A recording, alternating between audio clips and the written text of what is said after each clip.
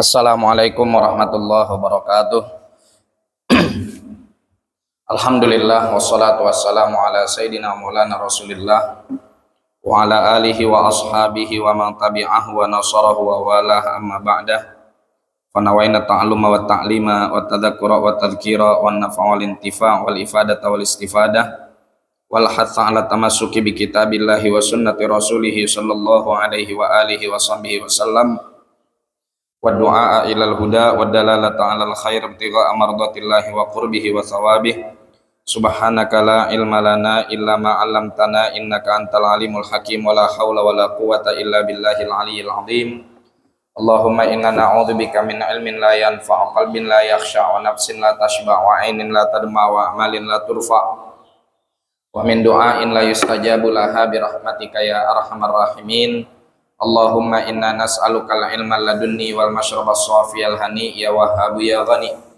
Allahumma la sahla illa ma ja'altahu sahla wa anta taj'alul hazana idza syi'ta sahla. Allahumma sahhil lana hifdzal ulum wa hab lana wasi'atil fuhum bi jahi nabiyikal ma'sum. Allahumma arinal haqqa haqqan warzuqna tiba'ah wa arinal batila batila warzuqna ijtinabah wa la taj'alhuma mushtabihan alaina fanattabi'al hawa. Allahumma ya man waffaqa ahlal khairi lil khairi wa anahum alaih wafiqna Allahumma lil khairi wa a'inna alaih. Ahbabana al-afadil, ikhwan sekalian, kaum muslimin wal muslimat, as'adakumullah. Alhamdulillah, di pagi yang penuh dengan keberkahan ini kembali kita dapat melanjutkan mudzakarah kita, kajian kita pada kitab Al-Mufid Syarah Durusit Tauhid, di mana pembahasan kita sekarang adalah makna sifatil baqa wa daliluhu, makna dari sifat baqa dan juga dalilnya. Jamaah sekalian yang dimuliakan oleh Allah, insyaallah belum pada nyampe tim hadroh, pada jogging kali ya. Ya, kepagian kali mulainya ini ya, semalam habis pada mabar. Enggak, habis pada mabar maksudnya maulid bareng gitu ya. Baik, ikhwan sekalian, qala al-musannif rahimahullahu taala wa nafa'ana bihi wa bi ulumihi wa bi ulumi sairis salihin wa radhiyallahu anhum wa an nabihim ila anqal. Maknal baqa'i, makna sifat baqa. Annallaha ta'ala mustamirrul baqa'i wad dawam. Makna dari sifat baqa adalah bahwasanya Allah Subhanahu wa taala senantiasa abadi dan berkelanjutan. Falantiha ali akhiriyatih, dan Allah Subhanahu wa taala tidak ada ujungnya, tidak ada habisnya, eksistensinya tidak ada batasannya. Li'annahu ta'ala huwal awwalu, karena Allah Subhanahu wa taala adalah zat yang tersifati dengan sifat awal, yaitu sifat qidam. Bila bidayatin, tanpa permulaan. Wal akhiru, dan sifat dan tersifati dengan sifat akhir. Bila nihayatin, tanpa ada penghabisan. Wadiddul baqa'i, dan lawan dari sifat baqa, al fana'u, adalah sifat fana, musnah. Fal fana'u sifatun mustahilatun, dan sifat fana adalah sifat yang mustahil fi haqqillahi ta'ala, pada hak Allah ta'ala. Wa dalilu ala dzalika, dan dalil dari sifat baqa adalah qauluhu ta'ala, firman Allah ta'ala, kullu man 'alaiha fan, segala sesuatu yang ada di atas alam semesta itu musnah. Wa yabqa wajhu rabbika dzul jalali wal ikram, dan yang abadi hanya zat Allah Subhanahu wa taala, Tuhanmu, zat yang memiliki keagungan dan kemuliaan. Jamaah sekalian yang dimuliakan oleh Allah, ini adalah sifat kedua dari sifat salbiyah. Jadi sifat Allah itu nggak ada batasannya ya. Kita udah sebutkan di beberapa pertemuan sebelumnya, waktu sebelum kita masuk ke sifat wujud, bahwa sifat Allah itu enggak terbatas. kita Ahlus Sunnah wal Jamaah yang dalam hal ini diwakili oleh Madrasah Asy'ariyah dan Maturidiyah itu meyakini bahwa Allah itu tersifati dengan sifat yang ia sifati sendiri. Jadi apapun sifat yang Allah mensifati dirinya dengan sifat tersebut, maka kita mengimani itu. Adapun kita menyebutkan sifat wajib bagi Allah itu 20, itu ala sabilil ikhtisar, ala sabilil hasr, ala sabilil qasr. Mensifati Allah dengan 20 sifat itu tujuannya adalah untuk meringkas. La ala sabilil hasr, bukan untuk membatasi. Beda antara qasrun dengan hasrun. Qasrun itu artinya meringkas.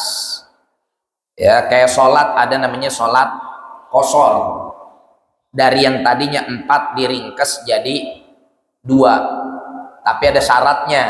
Ya, kalau syaratnya nggak lengkap, nggak boleh tuh diringkas. Jangan ente tiba-tiba masih ada di Semanan, orang Semanan nggak jalan kemana-mana, ntar sholat zuhur 2 rakaat. Main nanya, nggak sih kamu tong sholatnya? Iya mak, tadi kata Pak Ustadz zuhur boleh diringkas 4 jadi 2. Ini namanya orang ngaji setengah, udah mas setengah kurang 2 on lagi. Ya. Kalau ala sabilil hasr itu artinya membatasi. Membatasi itu artinya udah nggak boleh lebih dari segitu. Kalau meringkas itu kan boleh lebih, ya, asalnya lebih, lalu untuk memudahkan kita ringkas. Nah, dari 20 sifat ini para ulama mengklasterkan, mengelompokkan menjadi 4 kelompok sifat. 1 ada sifat nafsiyah, 2 ada sifat salbiyah, 3 ada sifat ma'ani, 4 ada sifat maknawiyah. Sifat nafsiyah itu al-wujud, udah kita bahas. Sifat salbiyah itu ada qidam, baqa, al-mukhalafah lil hawadits, qiyamuhu binafsihi, wahdaniyah. Ada 5 sifat. Sisanya qudrah, iradah, ilmun, hayyun, sam'un, basar, kalam. Ini namanya sifat ma'ani. Nah, kaunuhu qadiran, muridan, aliman, hayyan, sami'an, basiran, mutakalliman, ini namanya sifat maknawiyah. Nanti akan kita jelaskan masing-masing dari apa itu ma'ani, apa itu maknawiyah. Sifat salbiyah udah kita sampaikan, artinya menafikan dari Allah, mencabut dari Allah, menghilangkan dari Allah setiap sifat yang mana itu bertentangan dengan zat Allah Subhanahu wa ta'ala. Nah, kita udah masuk di sifat salbiyah ini kepada sifat yang kedua, yaitu sifat qidam, sifat baqa, ya. Sifat baqa. Apa itu sifat baqa? Kata para ulama, sifat baqa adalah al-akhir bila nihayah. Di dalam Al-Quran Allah sifati dirinya dengan firman-Nya huwal awwalu wal akhiru. Ketika kita mendengar kalimat al-akhir, ini kan yang terbersit di benak kita, bisa artinya akhir itu dia adalah yang senantiasa eksis, nggak ada ujungnya. Bisa arti al-akhir itu artinya adalah dia yang terakhir tapi ujung-ujungnya juga musnah. Ya. Fulan terakhir ada di masjid. Ujung-ujungnya dia keluar masjid juga. Cuman keluarnya belakangan. Oke? Nah, ketika Allah mensifati dirinya dengan sifat akhir, ini bukan dengan makna yang tadi, bukan dengan makna yang belakangan lalu ujung-ujungnya musnah, lalu ujung-ujungnya punah, lalu ujung-ujungnya binasa. Enggak. Makna dari sifat al-akhir di sini adalah al-akhir bila nihayah. Enggak ada ujungnya, enggak ada akhirnya, enggak ada selesainya, terus eksis.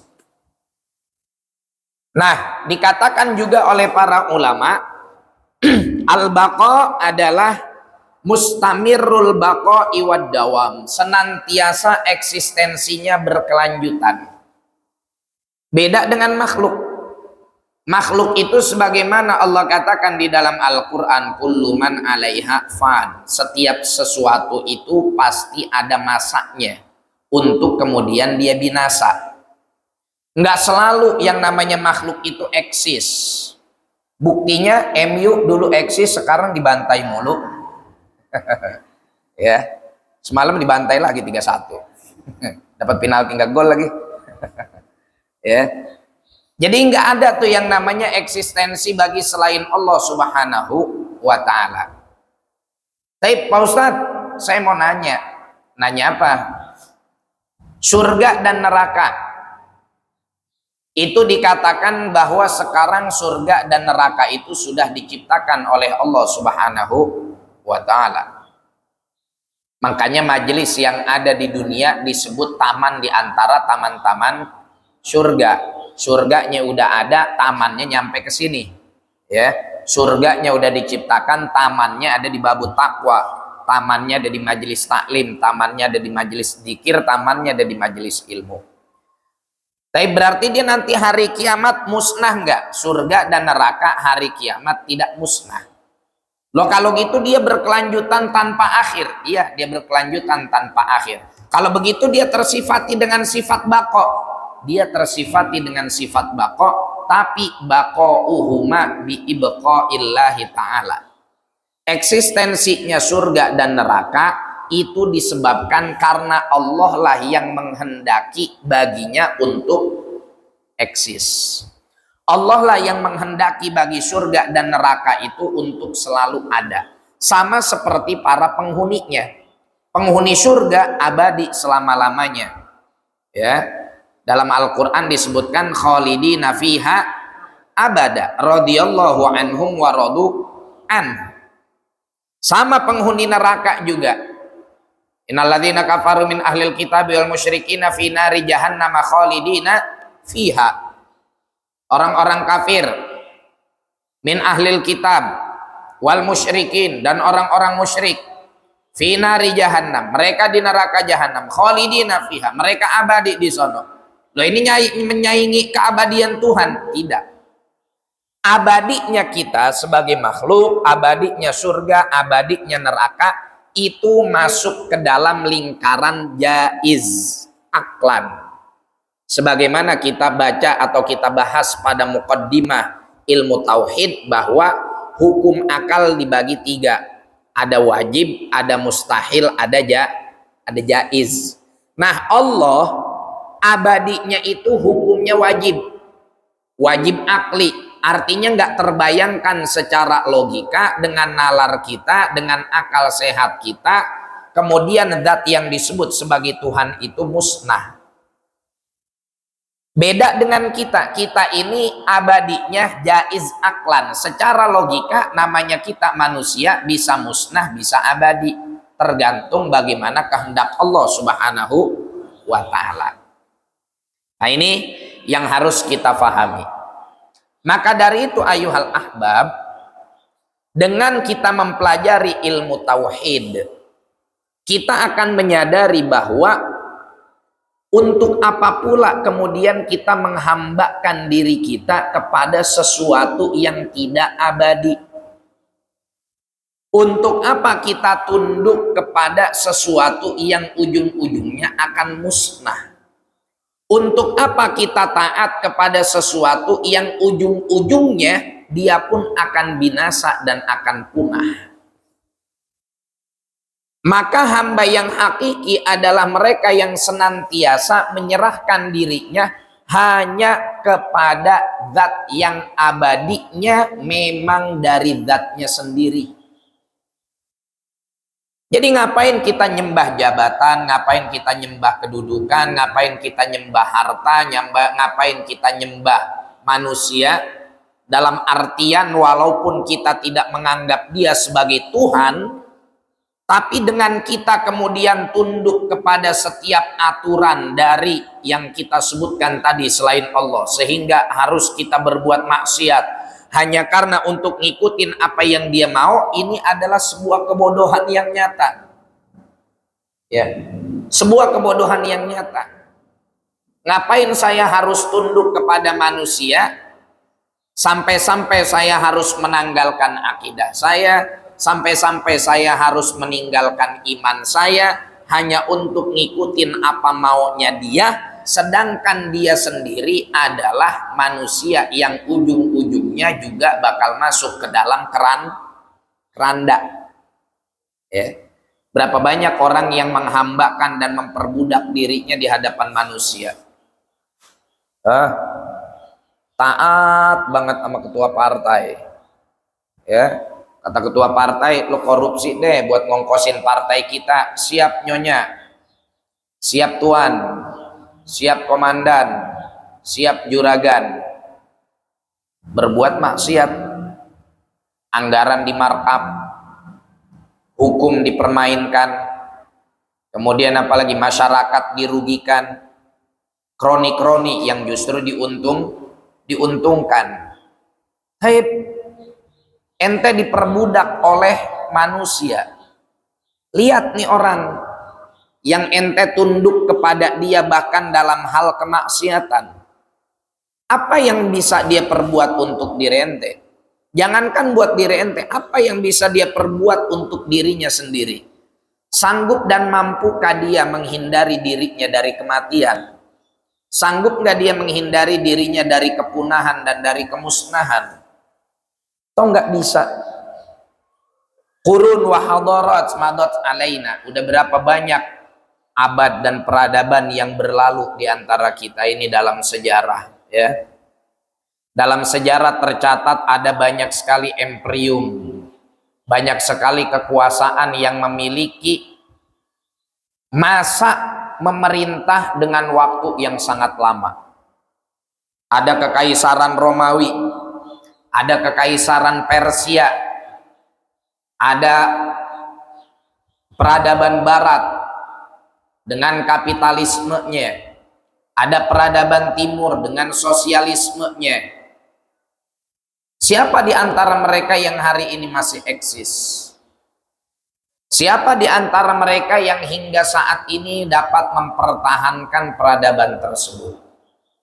Romawi hancur, Persia musnah, dan sebentar lagi peradaban Barat pun akan hilang, dan peradaban komunisme pun akan musnah.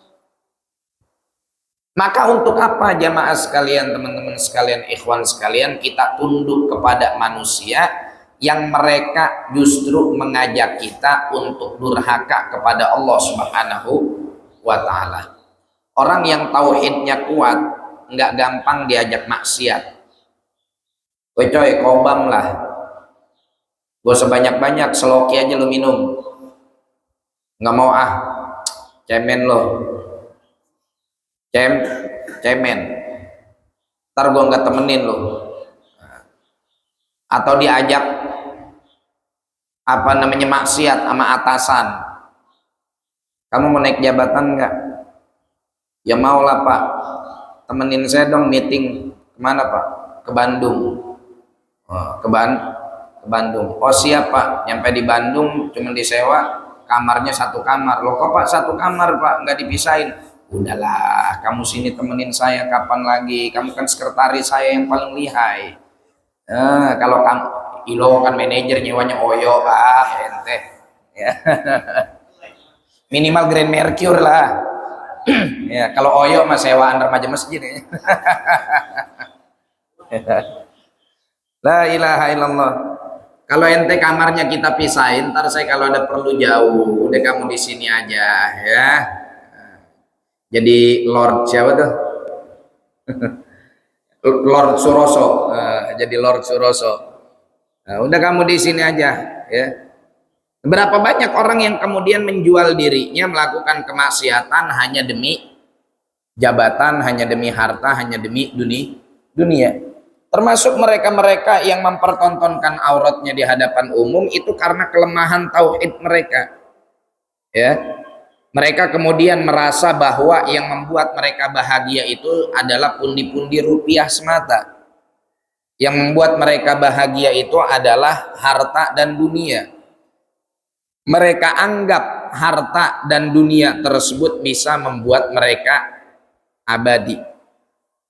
Ya, menganggap harta dan dunia tersebut membuat mereka abadi, memberikan mereka kebahagiaan yang real, memberikan mereka kebahagiaan yang nyata. Ternyata pada hakikatnya kasarabim biqi'ati yahsabud dham'anu ma'a fa idza ja'ahu lam yakad yaroha.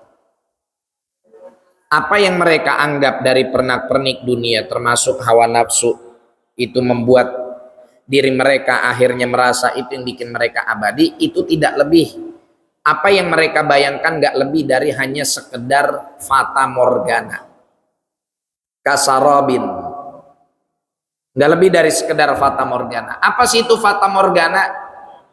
Fata morgana itu kalau lagi terik matahari di tengah aspal atau di tengah padang pasir, kita ngelihat dari jauh itu kayak air, ya, bergelombang. Semakin kita deketin, airnya semakin nggak ada, hanya ilusi optik semata, ya. Kelihatan sama mata kita dari jauh air, kita samperin loh nggak ada airnya. Begitulah pernak-pernik duniawi, begitulah pernak-pernik jabatan, begitulah kedudukan, begitulah harta, begitulah dunia, begitulah hawa nafsu. Kita anggap hawa nafsu kita yang dapat memuaskan kita, kita anggap harta kita, harta yang dapat memuaskan kita, kita anggap jabatan yang dapat memuaskan kita dan mengabadikan kita. Ternyata semua itu pada akhirnya adalah zalun zail, sesuatu yang tergelincir dan juga akan musnah. Ya, makanya teman-teman sekalian, kita sebagai seorang mukmin harus mengokohkan akidah kita, menguatkan iman kita. Jangan hanya karena nggak enakan sama temen, nggak enakan sama kolega, nggak enakan sama atasan, nggak enakan sama jabatan, kedudukan dan lain-lain sebagainya, terus kita gampang tergoda untuk melakukan kemaksiatan. Itu semua tuh ya yang kita turutin, yang kita tundukin dari para makhluk tersebut. Jangankan untuk membela kita, untuk nolongin kita, dia buat nolong diri sendirinya aja nggak sanggup. Ya, bahkan kalau kita nyalahin dia, dia balik nyalahin kita. Yal'anu ba'duhum ba'du. Orang ahli maksiat itu kerjaannya saling melaknat. Nggak usah di akhirat deh, ya. Di dunia aja kan kadang kayak gitu. Bandar sabu dengan pengedar, ya, itu kalau udah ketangkep polisi nggak bakal akur, ya. Kalau udah ketahuan dengan penegak hukum nggak bakal akur, ya. Pengedarnya bilang saya mah disuruh sama bandarnya bilang, lah gue mah kan cuma nyuruh doang, salah sendiri lu yang mau, gitu kan. Nah itu nanti di persidangan Allah juga kurang lebih seperti itu. Jadi jangan pernah kemudian kita tunduk dengan siapapun yang menyalahi hukum Allah Subhanahu wa ta'ala. Antum jangan goyahkan iman antum hanya karena sekedar ingin bikin temen enak. Jangan jual akidah kita hanya karena sekedar pengen bikin orang seneng. Kata Rasulullah Shallallahu Alaihi Wasallam dalam hadis yang diriwayatkan oleh Imam At-Tabrani dengan sanad kepada Sayyidina Abdullah bin Abbas, kata Rasulullah Sallallahu Alaihi Wasallam, man askhatallah fi ridon nas, barang siapa yang bikin Allah murka hanya karena ingin mendapatkan keridhaan manusia, ya, dia pengen nyenengin orang tapi dengan cara yang bikin Allah marah, bikin Allah murka. Woi coy mabok, woi coy judi, kalau enggak lu bukan CS gua, lu jangan main lagi di tongkrongan gua. Oh iya deh bang, ayo bang, nggak apa-apa dah bang, sekali ini aja bang ya. Iya begitu, jadi orang mah nurut walaupun cuman sesekali. Ini kan tujuannya buat nyenengin manusia, nyenengin makhluk, nyenengin temen, tapi dengan cara bikin Allah marah. Ya, Neng, boleh nggak? Boleh apaan bang? Cipok sekali, cipok. Jangan bang, kan belum nikah. Ya elah, lu begitu banget sama abang. Udah tenang aja, ntar abang nikahin. Jangan bang, jangan begitu bang, dosa bang. Yaudah kalau begitu berarti lu nggak sayang sama abang.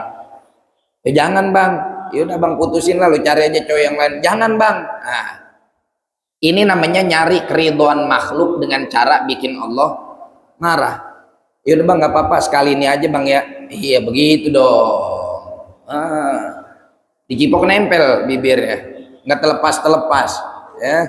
Akhirnya dibawa kemana tahu. Oh bang, kok jadi begini bang? Udah tenang aja, sesekali, anggap aja DP. Naudzubillah min dalik. Ya, ini perempuan yang takut diputusin nama pacarnya, ya, pacaran aja dia udah salah.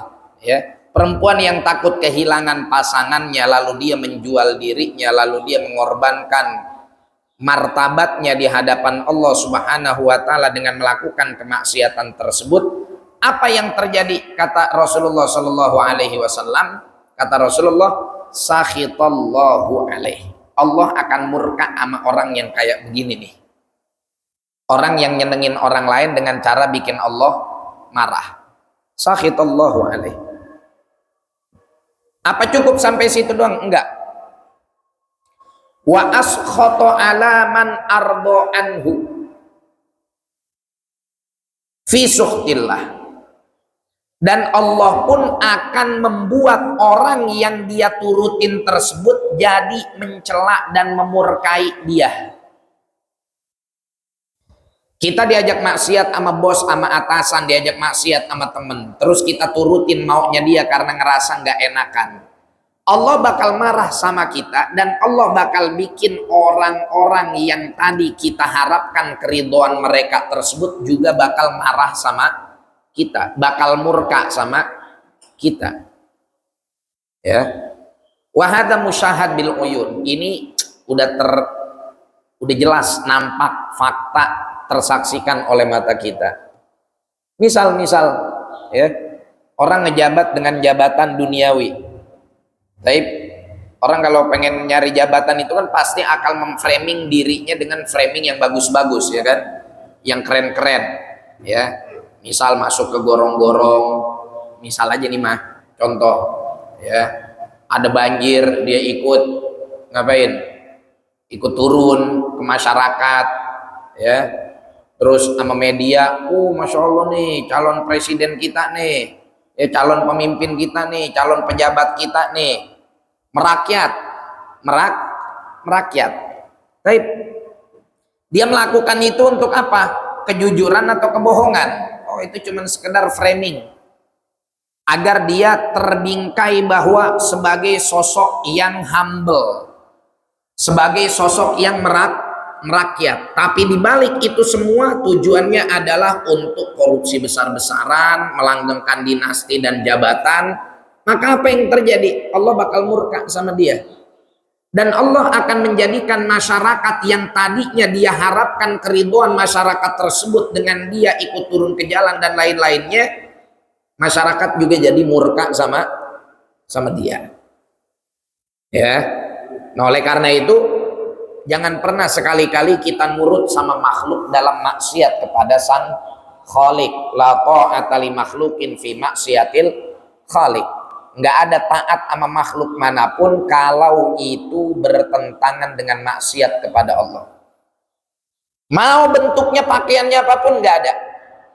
Pakai gamis, pakai sorban, pakai jubah. Kalau sudah memerintahkan sesuatu yang bertentangan dengan aturan Allah, tolak. Walid nak Dewi boleh, tolak. Ya, tolak. Jangan nurut, akhwat, ya. Dia mau laki-laki seganteng apapun, kelihatannya suaranya merdu baca maulid, ya. Terus udeng-udengnya segede ban Vespa. Tapi kalau udah ngajaknya maksiat, tolak. Akhirnya yang kita datang maulid, neng abang boncengin ya. Asa nggak enak manggil abang, kan kamu ustadz saya. Ya masa abang manggilnya Ustadz, gak enak lah kalau Neng mah bilang Ustadz. Ustadz mama yang lain aja. Ya, sama yang bagian nabuh bas baru abang mau dipanggil Ustadz. Sama Neng mah udah abang Neng aja. Malah kalau perlu Abi Umi. Syayatin nih udah mulai masuk nih. Ya, udah yuk berangkat maulid bareng-bareng. Pak Ustadz emang gak berangkat sama istrinya? Aduh, istri Pak Ustadz mah sekarang lagi susah dibilangin, istri doraka dia mah. Ya, dia mah istri doraka.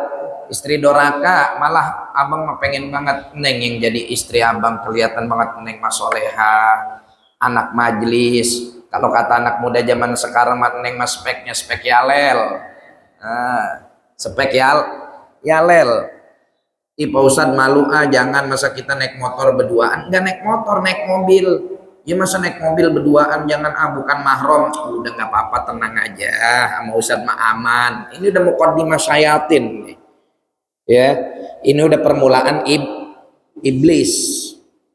Walaupun dia baca maulid berjilid-jilid, walaupun dia baca Qur'annya enak, walaupun gamisnya nyengser, walaupun tasbihnya dari batok kelapa, jangan diturutin.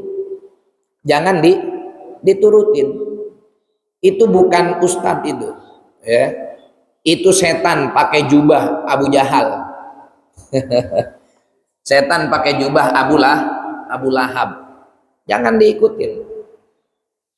Saya nggak enak itu guru saya yang ngajarin saya. Nggak ada guru mempersilahkan dan memfasilitasi muridnya untuk bermaksiat. Ya. Inilah, jadi ngapain kita untuk kemudian pada akhirnya nurut sama makhluk yang pada akhirnya mereka pun akan musnah. Nggak usah nunggu sampai persidangan Allah. Bahkan berapa banyak orang yang diangkat kekuatannya, dihabiskan kekuatannya pada saat mereka masih hidup di dunia. Jabatan dia punya, apakah jabatannya abadi? Enggak, jabatannya juga fanin. Kullu man 'alaiha fan. Ya, semua yang ada di atas alam semesta ini musnah, jabatan musnah, ada masa baktinya cuma 2 periode. Ya. Kemudian apalagi? Semuanya musnah, harta musnah, antara dia meninggalkan kita atau kita meninggalkan dia. Maka jangan hambakan diri kita kepada makhluk. Sebaliknya kata Rasulullah, waman ardallaha, barang siapa yang berusaha sekuat tenaga bikin Allah ridho kepada dia, fi sukhtin nas, walaupun orang lain harus murka. Ya, udah nggak dianggap teman, udah nggak dianggap CS, bahkan dianggap musuh, bahkan dicap pengkhianat, ya, bahkan dicap apa namanya, ya pokoknya dicap sok soleh lah, so hijrah lah, dan lain-lain sebagainya. Apa yang terjadi? Radhiyallahu anhu, Allah bakal ridho sama orang yang kayak begitu. Antum datang ke masjid, datang ke majelis taklim, teman ngajakinnya nongkrong, teman ngajakinnya maksiat, ya, teman ngajakinnya ngejarah, antum milih ziarah, ya. Temen ngajak ngejarah, antum milih ziarah. Temen bilang, gak asik lo, cemen lo, udah bukan temen gue lo, udah bukan CS gue lo, udah bukan bangsa gue lo, udah bukan circle gue lo, udah bukan lingkaran gue lo. Awas, gue gak mau kenal lagi sama lo. Biarin, karena Allah bakal ridho sama kita. Radhiyallahu anhu. Wa ardoman, dan Allah subhanahu wa ta'ala akan membuat ridho orang, ya, askhatahu fi ridallah. Allah akan bikin orang yang tadinya dia itu kesel kepada ini orang yang mencari keridhaan Allah, gara-gara si hamba ini inginnya mencari ridho Allah. Maka situ teman-teman yang tadi mencap dia sebagai orang nggak asik lah, cemen dan lain-lain sebagainya, mereka pun suatu saat akan tunduk kepada orang tersebut. Apa nyampe situ saja? Enggak, kata Rasulullah, hatta yuzayyinahu wa yuzayyina qawlahu wa fi'lahu. Sehingga bahkan Allah Subhanahu wa taala bukan hanya meridhoi hamba tersebut, Allah pun akan menghiasi dirinya. Dirinya itu jadi nyaman, dirinya itu jadi tenang. Coba dah gini dah, sederhana aja nih, kita natural aja. Kita natural aja. Kita datang ziarah silaturahim, misalkan ke para wali Allah. Kita ziarah silaturahim di zaman mereka masih hidup, misalkan antum ziarah ketemu orang seperti Allahyarhamu Abu Yaki Haji Uci Turtusi, kita kan nyaman, baru ngelihat mukanya aja kita nyaman. Wa yuzayyina qawlah, omongannya enak, masuk ke dalam hati. Wa fi'lah, perbuatannya juga dihiasi oleh Allah. Kita ngelihat dia jalan aja resep, kita ngelihat beliau senyum aja nikmat. Kita datang ziarah ke orang soleh, ke habaib, ya, yang benar-benar menjaga kesolehan mereka, keilmuan mereka. Kita baru ngelihatnya aja udah nyaman, udah tenang, udah syahdu. Kita dengar ucapannya nikmat. Kita lihat perbuatannya, dia mau ngapain aja, jalannya cakep, duduknya cakep, senyumnya cakep, ngeliriknya cakep. Kenapa? Karena orang-orang yang model kayak gitu tuh nggak pernah nyari ridho manusia dengan cara bikin Allah marah. Tapi yang mereka cari adalah mencari ridho Allah, walaupun harus bikin manusia jadi murka sama dia. Karena bagi dia nomor satu itu Allah dan Rasulnya. Bagi mereka itu nomor satu itu adalah Nabi Muhammad Shallallahu Alaihi Wasallam. Bagi mereka, di hati mereka itu nggak ada siapapun kecuali Allah dan Rasulnya. Makanya para aulia Allah la khaufun alaihim wa lahum yahzanun, nggak ada rasa takut sedikit pun, nggak ada rasa gelisah dan sedih sedikit pun. Kenapa? Karena di hatinya udah Allah. Bahasa kata lu manusia mau nyacak-nyacak gua, aman. Gua mah nggak keder sedikit juga. Ya. Beda sama jawara. Jawara berantem berani. Coba ketemu Israel, takut. Tapi kalau aulia Allah, Israel itu mau nyabut nyawa dia kadang-kadang minta izin dulu, ya, minta izin dulu.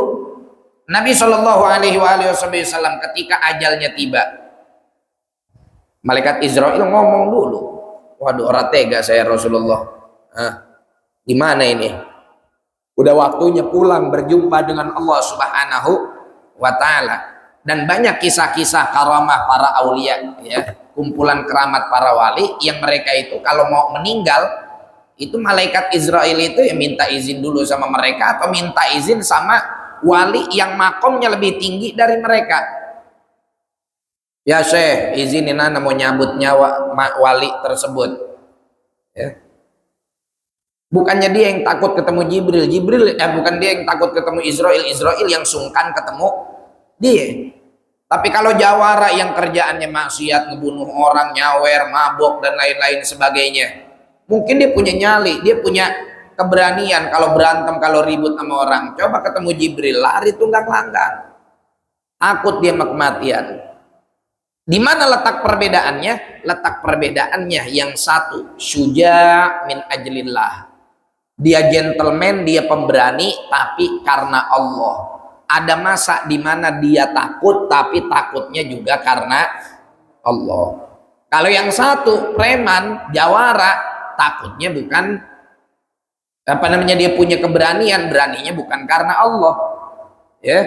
Dan nggak punya rasa takut, sampai-sampai juga tidak adanya rasa takut yang ada pada dirinya membuat dia durhaka kepada Allah Subhanahu wa Ta'ala. Makanya ikhwan sekalian, ini yang pertama, dengan kita memahami sifat baqa dari Allah, kita tidak akan menggantungkan hidup kita kecuali hanya kepada Allah. Yang kedua, dengan kita memahami sifat baqa dari Allah, kita akan menjadi manusia yang senantiasa tunduk, tawadu, rendah hati. Bahasa kata, ngapain sih gue mau sombong? Apa yang gue mau sombongin? Sombong sama jabatan ya kelar udah, ya. Orang kalau sombong dengan jabatannya kelar, orang gak ada yang datang lagi ke rumah dia. Jadi wali kota, jadi camat, jadi gubernur, lagi ngejabat, pengusaha datang, ustadz datang ngajuin proposal maulid, ya, kiai datang ngajuin proposal panti asuhan, pejabat datang minta tanda tangan izin perusahaan, pengusaha, terus siapa lagi, ormas datang minta jatah parkir, ya, sama rendang hajatan, ya, amanah ini nertibin pasar, terus siapa lagi yang datang? Oh, udah banyak deh yang datang deh. Jabatannya hilang, tamunya sepi. Jabatannya hilang, tamunya sepi. Nggak ada. Mana pengusaha yang kemarin datang ke rumah dia bawa-bawa berkas minta tanda tangan? Mana ustadz yang datang bawa proposal maulidan? Rapat juga namanya udah nggak disebut, ya nggak? Lagi masih ada jabatan, waduh, ketua DKM sama ketua pemuda rekomendasi nih ntar proposal sampai dia ke Bapak Anu, bawa tuh proposal ke rumah Bapak Wali Kota buat acara haul. Bawa tuh proposal ke rumah pejabat buat acara maulid, buat acara Isra Mi'raj. Oh, nanti siapa yang ke sono? Udah tenang, urusan anak akrab kok sama dia. Ya, saya akrab sama Pak Wali, saya akrab sama Pak Gubernur. Saya mah kalau datang ke rumahnya gerbang mah dibuka. Ya, ada security. Ya, kita mah biasa ngopi di sono, emang lu tukang ngemis. Iya, nyari kopi gratisan mulu. Tapi jabatannya udah lengser. Jangankan diajuin proposal, di rapat disebut juga enggak. Gimana ya, Bapak mantan wali kota kita, mantan gubernur kita, mantan menteri kita, mantan dewan kita, besok gimana nih, kita undang lagi nggak? Belum tentu. Malah kadang-kadang ada suara di DKM, oh, ngapain diundang lagi, orang udah kagak ada duitnya sih, gitu. Ya, ngapain diundang lagi, udah kagak ada duit. Nggak ada duitnya aja udah nggak gablek duit, ya, kelar. Jadi ngapain sombongin itu jabatan, ya, menyombongkan kedudukan, menyombongkan pangkat, menyombongkan bintang. Bintang berapa ente punya? Maksimal berapa sih bintang ente? Bintang 4, mau sombong sama bintang 4. Di atas langit masih ada langit, ente punya bintang 4. Berapa banyak orang kontrak di Semanan punyanya bintang 7? Puyer. Puyeng dia tiap hari. Baru bintang 4 dong, jangan belagu, ya. Kita juga di rumah bintang 7, apalagi kalau listrik mati, ya. Bini minta COD, aduh. Anak minta jajan, langsung tuh bintangnya berapa ya? 7 bintangnya, puyer. Apa yang mau disombongin? Tongkat komando. Sampai semana tongkat komando ente? Pernah nggak ngeliat tongkat komando panjang? Semana paling panjang tongkat komando? 1 hasta. Ngingetin itu sebetulnya. Jangan sombong jadi panglima. Jabatan ente nggak lebih panjang dari tongkat komando ente. Tongkat komando ente segitu doang. Ada batasannya. Ini ujung, ini ujung. Ini ente mulai ngejabat, ini ente akhir ngejabat. Selesai ente akhir ngejabat, itu tongkat mau ente pentung-pentungin ke polisi hidup, ke polisi tidur, dia kagak bakal nurut. Kagak bakal nurut. Sama dalam hal apapun, ya. Antum jadi ustadz, jadi kiai, apa yang mau disombongin dengan kekiaian dan keustadan Anda? Dengan kepemahaman Anda dalam urusan agama. Mau sombong jadi ustadz, mau sombong jadi kiai, kiai sombong, ustadz sombong, ya nggak usah nunggu mati, nggak usah nunggu mati, kena stroke ringan aja, udah jamaah pada nyap-nyap, lagu sih jadi ustadz, lagu sih jadi kiai, kena stroke mengenak, di depan doang, iya pak ustadz, iya pak kiai, di belakang mah kalau giliran kena stroke ringan, boro-boro aja ngejenguk, yang ada kita dikata-katain sama dia. Itulah makanya kullu man 'alaiha fan wa yabqa wajhu rabbika dzul jalali wal ikram, ya. Nggak boleh kemudian kita merasa bahwa diri kita ini bakal abadi, nggak boleh kita merasa bahwa kita apa yang kita miliki bakal selama-lamanya mampu kita pertahankan. Berapa banyak kita sudah disaksikan di depan mata kita, fulan yaruh wa yatla wa yaruh. Fulan datang dan pergi, datang menjabat, pulang tanpa bawa jabatan, ya. Datang dengan bawa uang, pulang tiba-tiba nggak punya uang, ya. Datang dengan kegagahan, tiba-tiba pulang dengan penuh kelemahan. Preman di pasar, di kampung, siapa yang nggak takut dia? Jangankan melihat ototnya, baru dengar namanya orang udah keder. Ah, ilaha illallah. Kena penyakit bisul. Preman kena penyakit bisul. Jangan kata berantem, duduk aja susah. Duduk diangkat pantatnya sebelah. Ceng, preman duduknya mendeng. Ngapain? Fun, ya. Hilang semua. Wa yabqa wajhu rabbika dzul jalali wal ikram. Wallahu a'lam bissawab. Ada pertanyaan?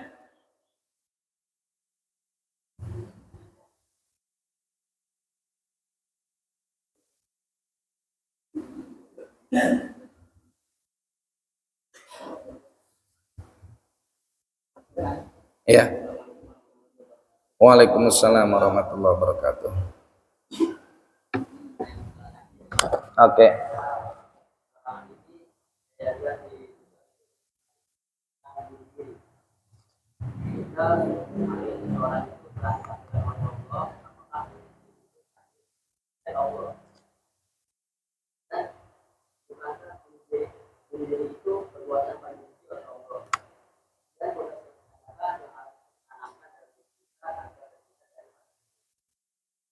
Masya Allah. Banyak kandannya ini nanyanya ini. Baik, ahsantum barakallahu fikum.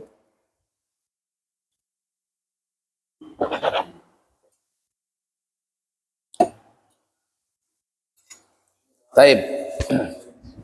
Huwallazi yuhyi wa yumit.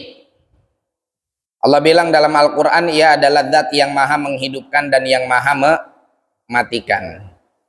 Disebut bunuh diri karena tindakan yang dia lakukan berkesesuaian dengan apa yang sudah Allah kehendaki. Tindakan yang dia pilih, yang dia ikhtiarkan. Nanti sebetulnya ini ada pembahasannya penting di dalam masalah af'alul ibad ketika kita berbicara tentang sifat kudroh. Tapi kita spill dulu dikit di sini, ya. Intinya begini. Mungkin ada orang beranggapan, loh, kalau memang yang mematikan Allah itu buktinya dia bunuh diri, dia sendiri itu yang milih, ya. Dia yang memilih waktunya, dia yang memilih alatnya, dia yang memilih proses matinya, kemudian akhirnya dia mati dengan hasil pilihan diri dia sendiri. Kalau itu adalah takdir Allah, di mana takdirnya orang dia mati diri dia sendiri. Maka pemahaman di dalam tauhid Ahlus Sunnah wal Jamaah bilang begini, ya. Ini perbuatan yang dia lakukan, orang yang bunuh diri tersebut, adalah perbuatan yang ketika dia memilih dan berkehendak untuk melakukan itu, dia wujudkan dalam aksi. Tambang dia ambil, dia ikat ke atas loteng, lalu dia ikat leher dia, lalu dia tendang tempat dia tadi berdiri, atau dengan dia misalkan ngambil racun tikus dicampur di dalam susu dan lain-lain sebagainya. Itu adalah ikhtiar dan pilihan yang dia lakukan bertepatan dengan takdir yang sudah Allah tentukan. Dan Allah berkehendak untuk menggolkan apa yang dia pilih untuk menjadi sebab kematian dia. Namun ketika Allah Subhanahu wa ta'ala berkehendak tidak sesuai dengan apa yang dia ikhtiarkan, gak bakal jadi tuh mati, namanya bunuh diri. Paling muncul di beritanya adalah percobaan bunuh diri, ya, cuman gak jadi mati gitu. Jadi jangan kita beranggapan kemudian bahwa oh ini orang mati bunuh diri berarti dia bisa menentukan ajalnya sendiri. Enggak. Ada orang yang sudah berupaya menentukan ajalnya sendiri nggak mati-mati, ya, nggak mati-mati. Ini terjadi. Saya punya tetangga di Poris, udah minum baygon. Baygon tuh udah dia minum dengan kadar yang kalau secara dosis ya bikin dia mati. Enggak jadi mati. Jadinya malu. Enggak jadi mati, jadinya malu. Ya kan? Tetangga udah siap-siap tahlilan. Anak remaja masjid udah siap-siap. Waduh, proyek arwah nih. Ngajiin gue nih. 7 malam nih. Batal. Enggak jadi cair dah. Ya. Nggak jadi mati, sampai sekarang masih hidup sehat walafiat, sehat walafiat. Jadi hidup, mati, rizki dan segala macamnya itu kehendak Allah. Nah, nanti ada perkara-perkara yang di luar jangkauan kita karena Allah tidak berikan kepada kita kekuatan untuk merengkuh dan menjangkau itu. Ya. Tapi ada perkara-perkara yang Allah Subhanahu wa taala berikan kita, namanya kalau dalam bahasa tauhidnya malakatul ikhtiar, kemampuan untuk memilih. Kemampuan untuk memilih. Saya memilih antara mau minum atau enggak minum. Oh, saya milih minum. Tapi kemudian yang bikin akhirnya dahaga kita hilang sebab minum itu adalah kehendak Allah. Bukan minumnya kita yang bikin kita hilang dahaga, tapi Allah ciptakan ar-rayya. Rayyun itu kalau dalam bahasa Arab artinya adalah hilangnya rasa dahaga. Allah ciptakan ar-rayya pada apa? Pada air yang kita teguk, sehingga hilanglah dahaga kita tersebut. Ya, ini yang pertama. Habis itu dannya apa? Pondasi apa saja kah? Oke, besi selub, 3 roda, pasir. Pondasi apa saja untuk kita terhindar dari bunuh diri? Jangan banyak galau. Khusus bunuh diri atau apa nih? Khusus bunuh diri. Hal apa saja di atas pondasi apa kita harus berdiri agar terhindar dari keinginan untuk itu? Begini teman-teman sekalian, orang itu ya begini dah, saya mulai dari hadis Nabi. Nabi bilang bunuh diri itu kan dosa gede, dosa besar ya. Agama itu ngelarang bukan hanya bunuh diri, bahkan ente ngarep mati aja itu udah dosa. Ya Allah, gue mau punya bini cerewetnya lebih cerewet daripada burung beo. Allah, gue mau punya bini la ilaha illallah, doyan jajannya nggak ketulungan. Atau misalkan, ya Allah, saya udah nggak berguna lagi rasanya hidup di dunia. Ya, kerjaan nggak ada, utang numpuk, BPKB pada sekolah nggak lulus. Ya, mana punya penyakit lagi, bengek. Rasanya udah nggak manfaat hidup saya. Terus ente nggak bunuh diri? Nggak bunuh diri. Cuman bilang gini doang, matiin saya ke ya Allah.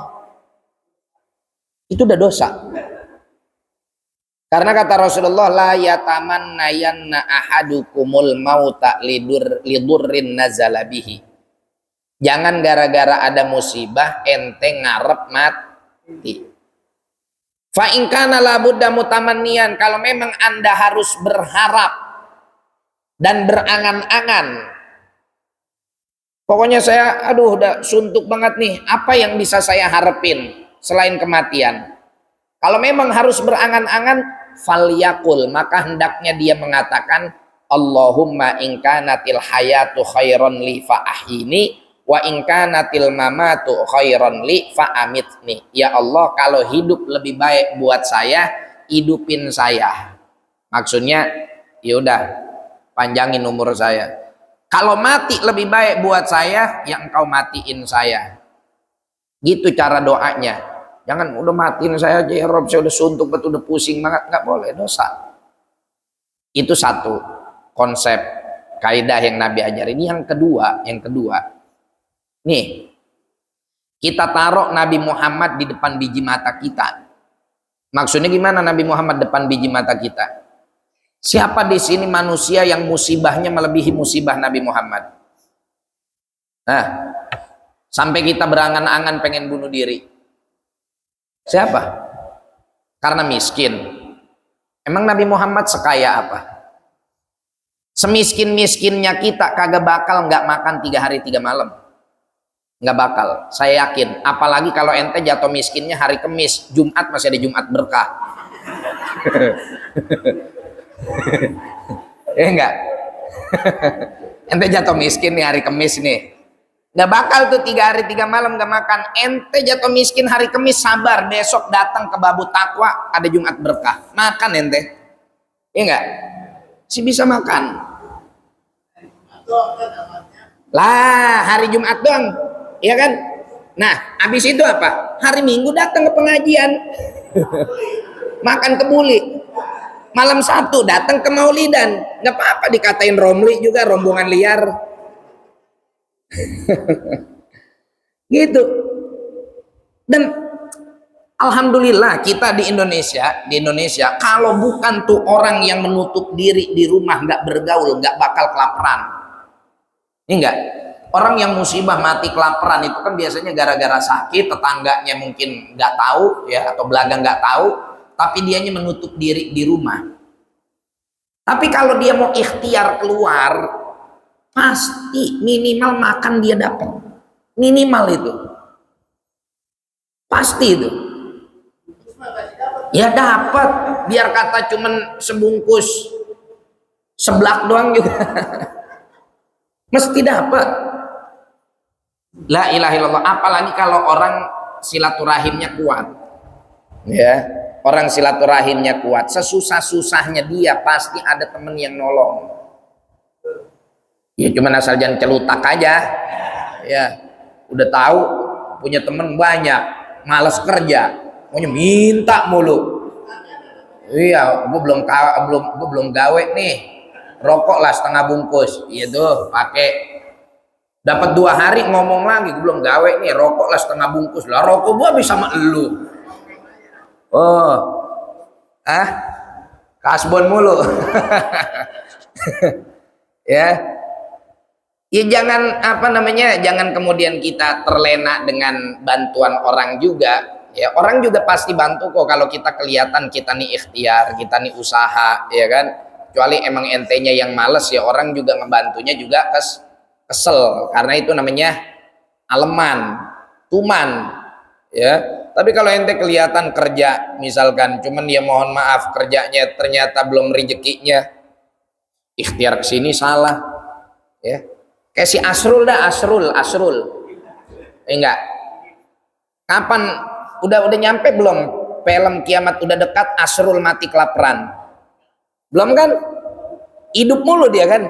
Padahal dagang soto udah dipitnah, dagang soto daging babi, akhirnya bangkrut lagi. Ya, punya catering, bangkrut lagi. Miskin mulu hidupnya. Tapi dia bisa makan dari kangkung liar.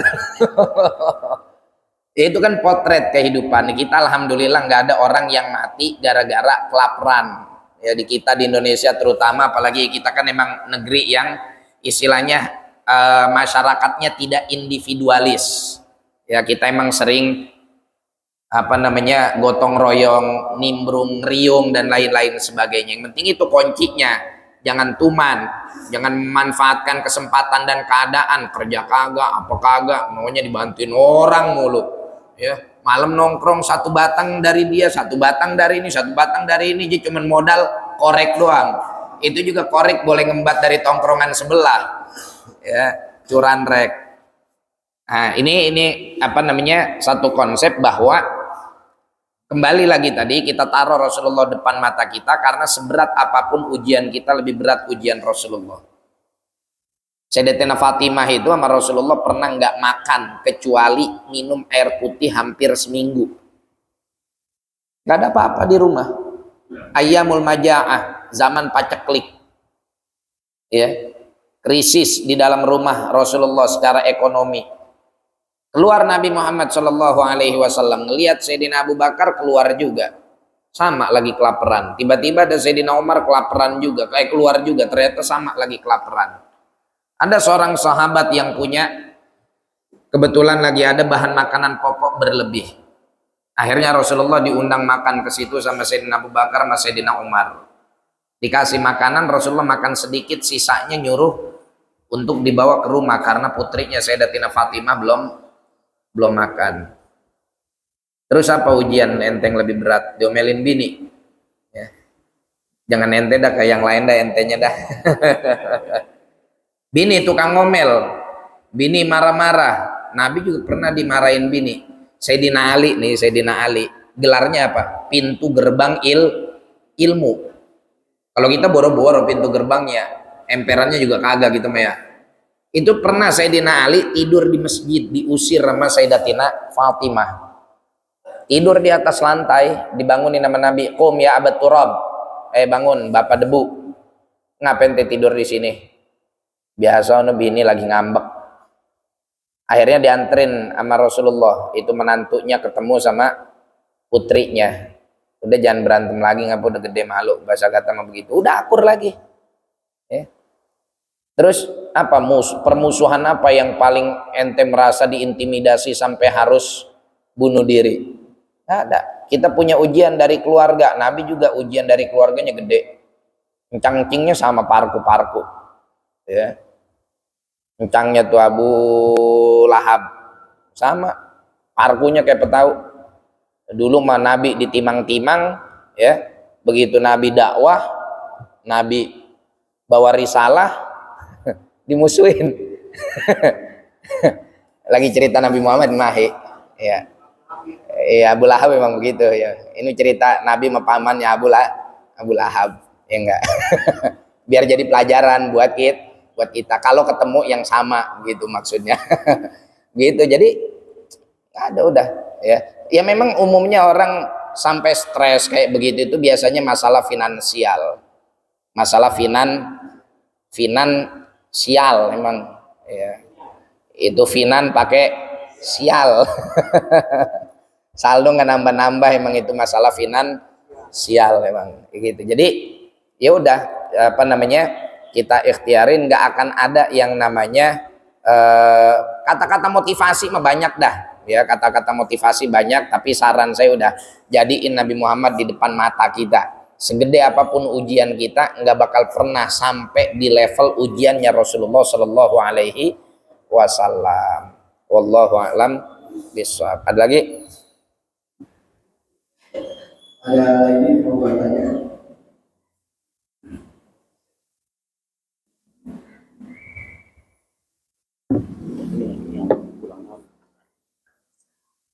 Masya Allah.